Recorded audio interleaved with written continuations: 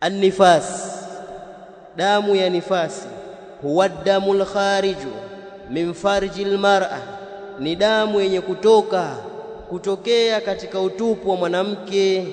Huwa damul kharij, ni damu yenye kutoka min farjil mar'a, kutokea katika utupu wa mwanamke. Bisababi alwilada, kwa sababu ya kujifungua. Bisababi alwilada, kwa sababu ya kujifungua. Ukiambiwa hadha mustashfa alwilada, mustashfa maana yake nini?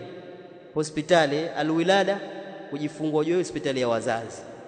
Unaona, twenda mustashfa alwilada leo, madume la shamba. Mustashfa alwilada wandafanyaje? Labda ukapeleke uji getini urudi, lakini wangangania kuingia. Soma hapo mzee juu, au Kiarabu kimepita kushoto. Kama mustashfa alwilada, hospitali ya wazazi hiyo, sasa wewe hausiki. Kwa bisababi alwilada, kwa sababu ya kujifungua. Damu hii inatoka kwa sababu ya kujifungua mwanamke. Wala hadda li aqallihi, na hakuna ukomo kwa uchache wake. Hii damu hii, ule uchache wake, kwamba kwa uchache ni siku ngapi au muda gani, haina ukomo. Yaweza ikatoka kidogo tu masaa fulani, kesha ikakata, haiji tena, au siku mbili au siku tatu au 20 au 15, wengine 30, wengine hadi 40, lakini kwa uchache haina ukomo. Famata ra'atin an-nufasa ut-tuhura, famata, wakati wowote, ra'atin nufasa ut-tuhura, atakapoona mwanamke mwenye nifasi tohara. Famata, basi wakati wowote, ra'atin nufasau, atakapoona mwanamke mwenye nifasi at-tuhura, tohara, kwamba damu imekatika, tohara imethibiti, wakati wowote, ightasalat wa sallat, ataoga josho na ataswali. Kwa maana kabla ya hapo, akiwa kwenye hii damu harusiki kuswali. Ikikatika tu akatoharika, ataoga josho la kisheria na ataswali. Kwa hiyo hakuna ukomo kwa uchache, lakini ghalibu yake ni siku 40, aktharuhu ni siku 60. Qalahu an-Nawawi fi al-Minhaj, anasema al-Imam an-Nawawi katika minhaju at-talibin, sio katika al-Minhaji, katika minhaju at-talibin. Ukisema al-Minhaji itakuwa ni ile sharhi ya Muslim, fi minhaji at-talibin. Al-Imam an-Nawawi anasema wa aqallu an-nifasi lahdhatun, na uchache wa damu ya nifasi ni fumba moja tu. Lahdha, kijimuda kidogo tu, inaweza ikatoka kidogo tu afu ikakata isije tena. Kwa uchache inakuwa ni lahdha, kitambo kidogo, inaweza ikaja baadhi ya masaa au baadhi ya majidakika, basi isije tena, yawezekana. Wa aktharuhu 60, na wingi wake damu ya kuzaa ni siku 60, inaweza ikenda mpaka siku 60, miezi miwili hiyo inatoka tu, huo ndo wingi wake. Wa ghalibuhu 40, na aghlabu yake, mara nyingi yake kwa wanawake wengi ni siku 40. Lakini Mtume anasema famata ra'atin nufasa ut-tuhura, wakati wowote atakapoona mwanamke mwenye nifasi tohara, damu imekata, ametoharika, ightasalat, ataoga josho, wasallat, na ataswali. Hapa zingatiwi masiku, hapa imetajwa makadirio tu, wengi 40, ukomo wake siku 60, uchache hauna ukomo. Kwa maana ikifika 60 bado inatoka, wote ingia kwenye kuswali, hutoizingatia tena kwa ni nifasi hiyo, kwa sababu 60 ndio wingi wake. Mara nyingi 40, ule uchache hauna ukomo. Inawezekana ka siku 2, 15, 20, wengine lahdha, kijitambo tu ikakatika isije tena. Na hapa kuna ada za watu ambazo si nzuri. Binti yako kaja nyumbani kajifungua vizuri, mkwe kaja ataka kumchukua mtoto wake, yani mwanawe aliyezaliwa na mkewe. Kuna baadhi ya watu wanawazuia watoto wao, mabinti zao, hamna kuondoka hapa mpaka damu ikate. Si sawa, sio sawa. Sasa mpaka damu ikate, unajua hajatoharika binti, sasa uko itakuwaje? Wanajua wenyewe watakavyoenda kuishi, waache wenyewe. mke na mume na mtoto wao mpya, wacho ende zao. Sasa kuna watu wana mila mbovu, wengine sio damu ikate, wengine imeshakata damu kwa binti yao, lakini hazijafika zile 40 pia hawakuruhusu ondoke na binti yao. Amshekuiona bado? Lazima ifike 40. Ameshatoharika mtoto siku 25, 30, 27, 35, hamna kuondoka. Kwa mila na desturi zetu, sasa mila za nini? Mpaka 40 hapa. Kwa zikifika 40 ndio akabidhiwa mzee, haya mkeo huyu hapa. Sije ukapata taarifa wa mkeo siku 15 ashatoharika, mangu njoo nichukue, lete gari. Utenda na gari lako la kukodisha, utarudi nalo tupu. Hasara kwako. Kuna wazee hao wana tabia mbaya, haimo kwenye sheria, haimo kwenye sheria. Ikiwa aruhusiwa kujifungulia kwake kwa mumewe, kwa nini asiruhusiwe baada ya kujifungua kwako aende kwa mumewe? Hata asipoamua kurudi kwao pia ni ruhusa, atakao kwa mumewe, atajifungua kila kitu, hiyo ni ruhusa.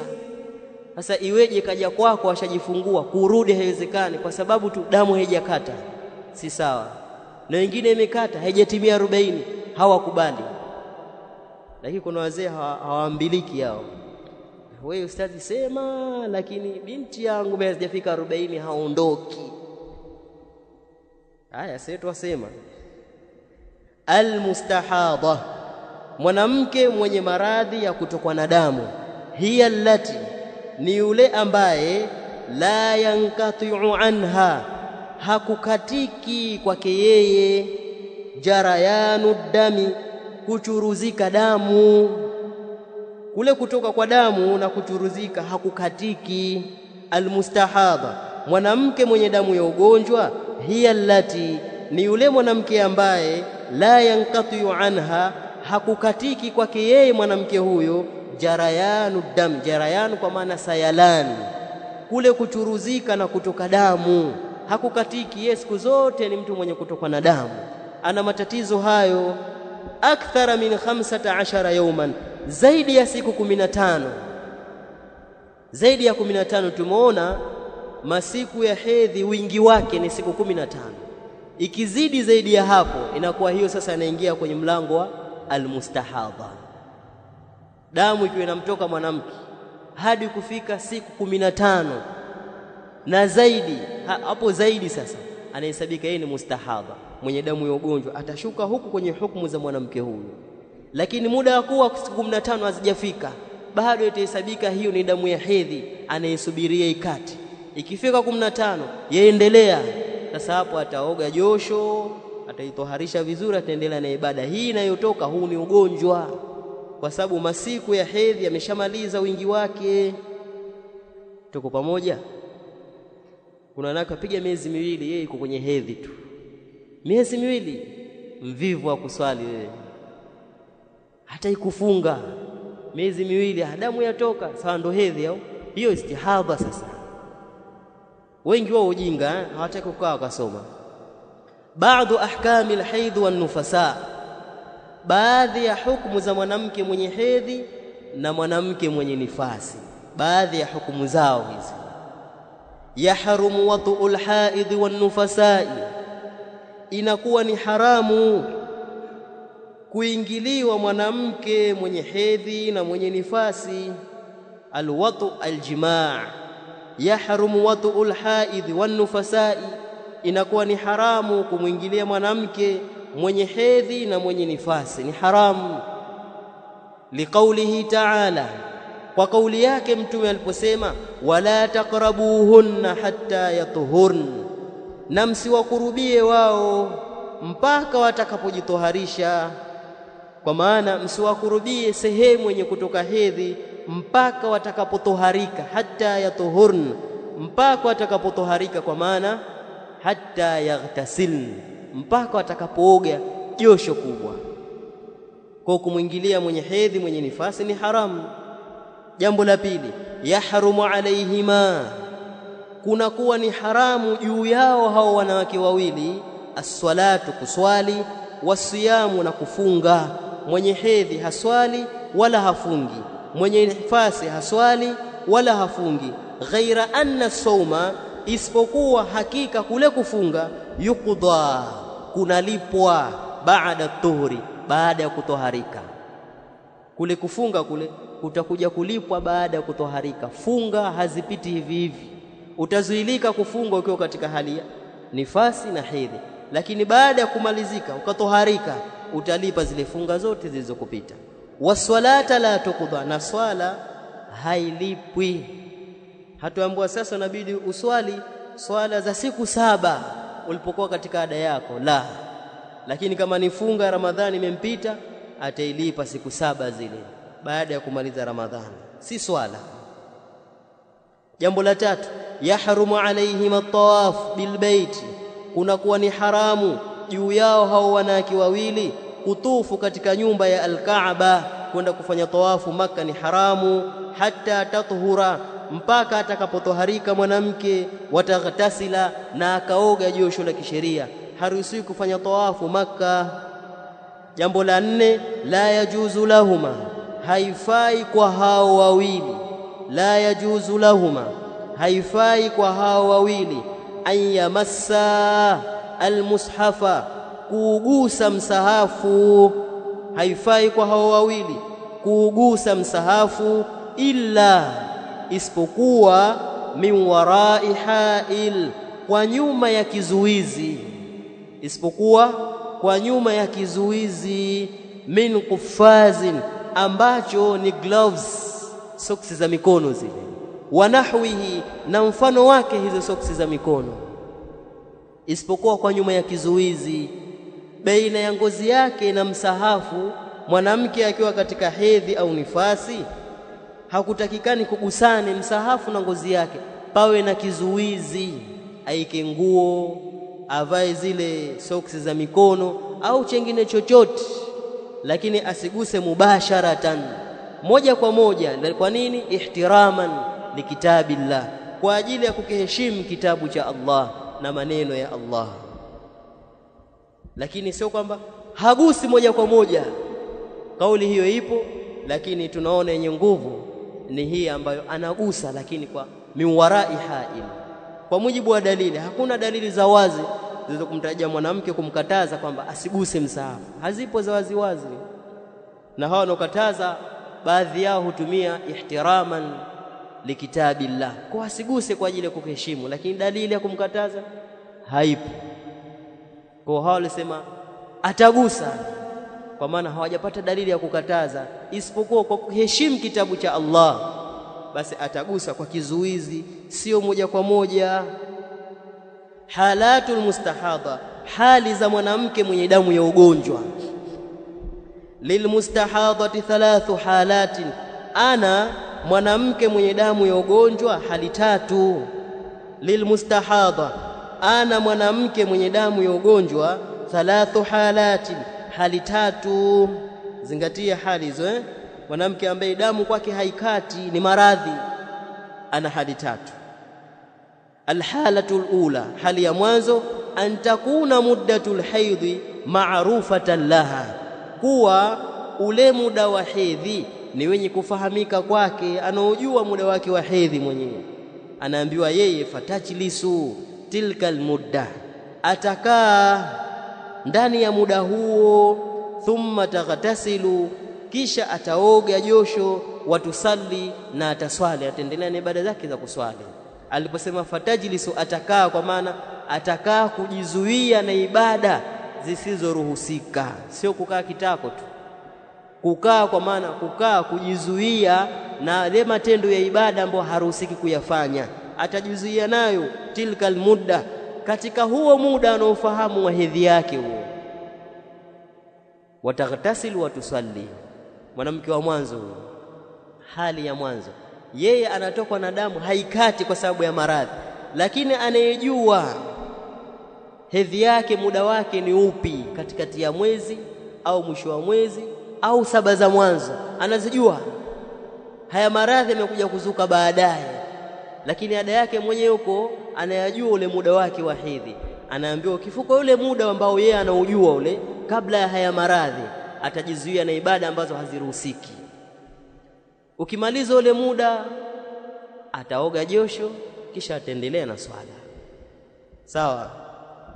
Alhalatu thaniya, hali ya pili, an takuna muddatul haidhi ghaira ma'lumatin, kuwa ule muda wa hedhi si wenye kufahamika. Muda wa hedhi yake pia haujui, hajui muda wake wa hedhi, pengine kasahau, damu zimeingiliana, ashasahau muda wa hedhi ulikuwa ni vipi wala vipi, yeye hajui tena.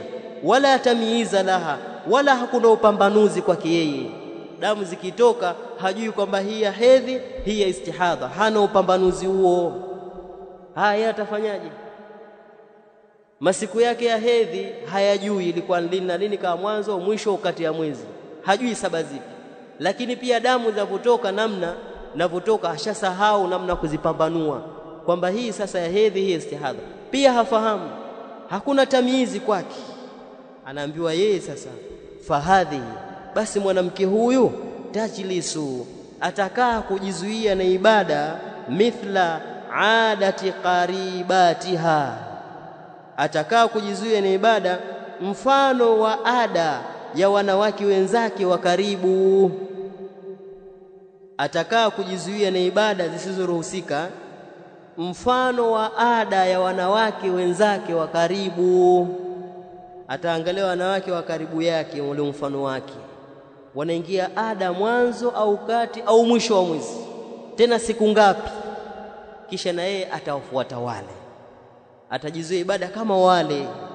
Sawa, sababu yeye hajui masiku yake wala damu yake, hawezi kuipambanua, atawaiga wale ambao ametakiwa atazame, watu wake wa karibu.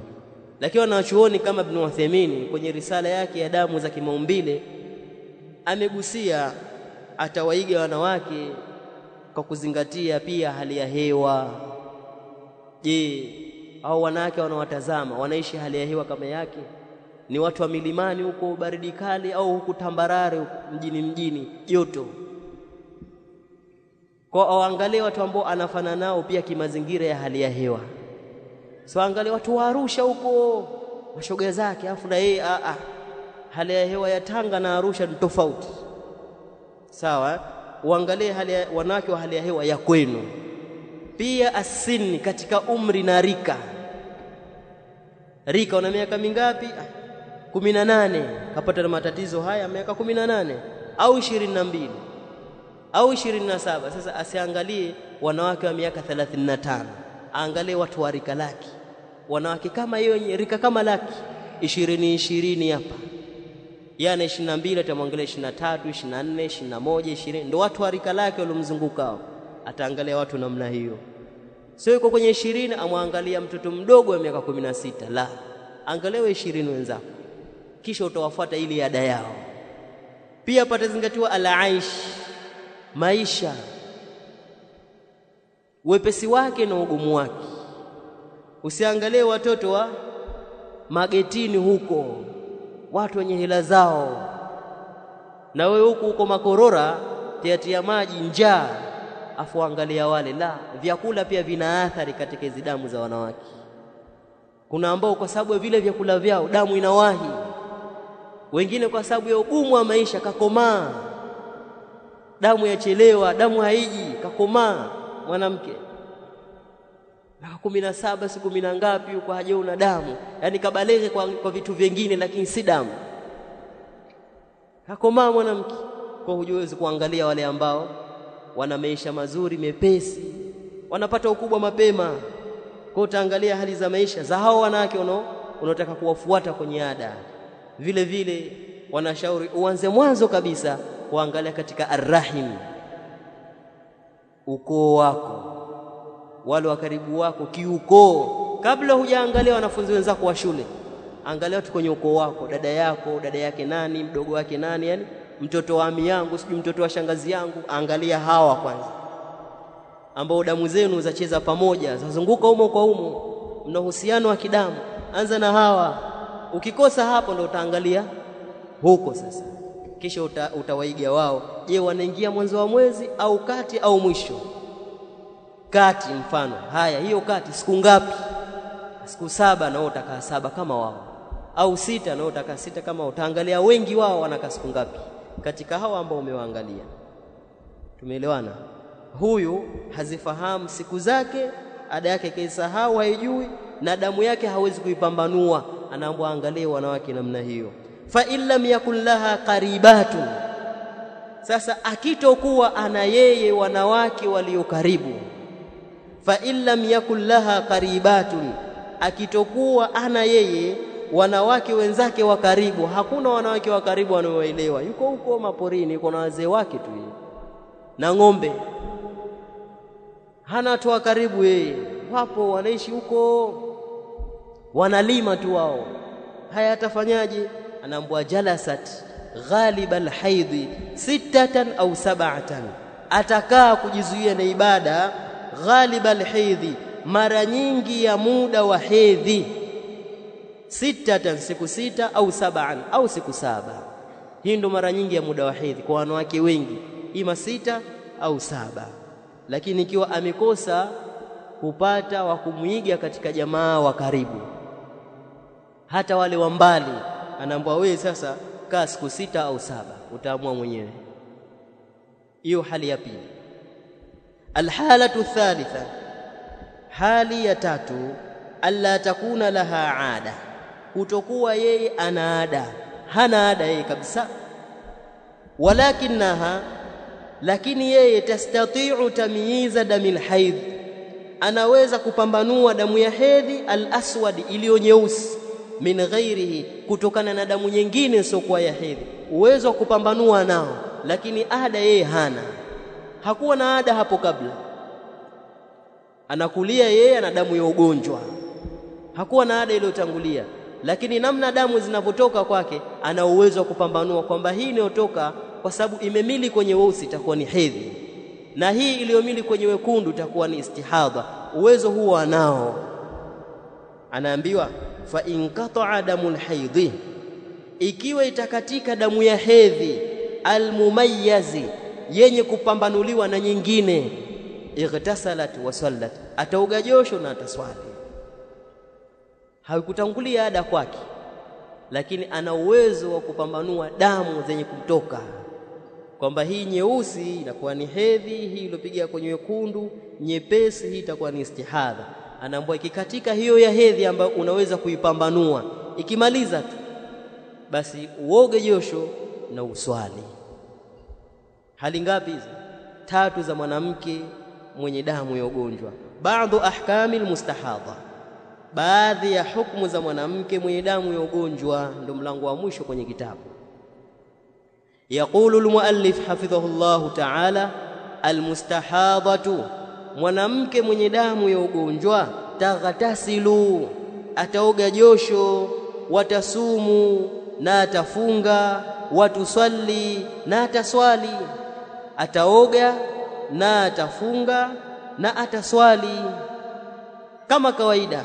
Ghaira annaha, isipokuwa hakika yake, tatawadda likulli salatin, atachukua udhu kila wakati wa swala. Sasa toka na damu, basi atakuwa anachukua udhu kila wakati wa swala yeye, sio lazima aoge josho, kwa sababu ni damu ya ugonjwa, sio hedhi wala nifasi hiyo.